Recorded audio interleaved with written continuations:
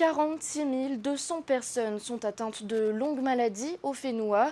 Face au refus d'attribution ou de renouvellement des carnets rouges, certains malades sont contraints de renoncer aux soins. Les professionnels de santé s'inquiètent et appellent à complètement revoir le système de prise en charge. On fait le point dans ce reportage. Chaque année, 67% des dépenses de santé de la Caisse de prévoyance sociale, soit 43 milliards de francs, sont dédiées aux longues maladies.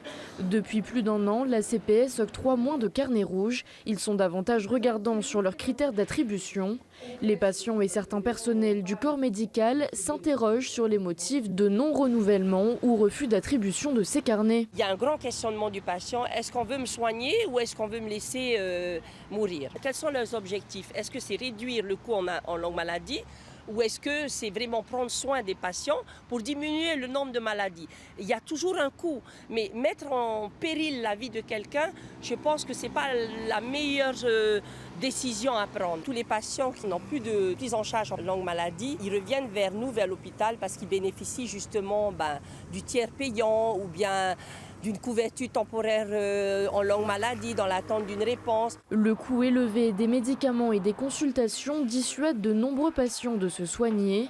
Depuis plusieurs années, le carnet rouge joue un rôle de relais social malgré lui, en permettant aux personnes nécessiteuses une prise en charge à 100% des prestations de santé. Il est toutefois essentiel d'être plus vigilant sur leur attribution selon les médecins conseils de la CPS. La rigueur qui a été mise en place en fait est essentiellement dans les critères d'inclusion. C'est sûr qu'on demande beaucoup plus de précision aux médecins qui font les demandes ou qui font les prolongations. C'est pour cela que peut-être on a le sentiment qu'il y a une baisse du demande de longue maladie. Il y a le cas typique de celui qui a fait son AVC. Au bout de 3 ans, on fait une demande de renouvellement et ils font AVC il y a 3 ans, point. On dit oui, mais au bout de 3 ans, il est comment?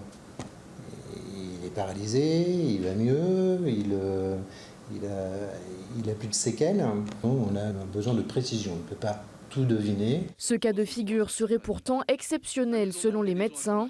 Depuis 2018, plusieurs rencontres ont eu lieu sous l'égide de l'ARAS avec la CPS, le gouvernement et les professionnels de santé.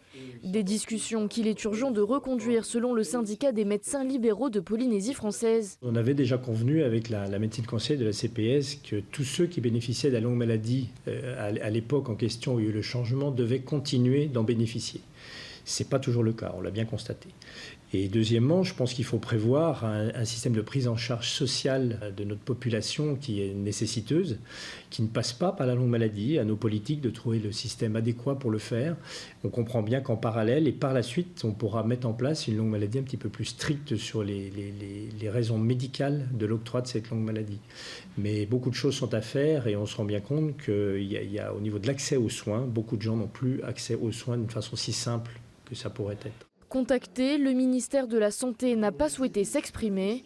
Une proposition de loi de pays visant à modifier certaines dispositions relatives à la prise en charge des longues maladies a été adoptée à l'unanimité le 22 juillet au CESEC. Le gouvernement devrait la proposer à l'Assemblée ce jeudi 22 août.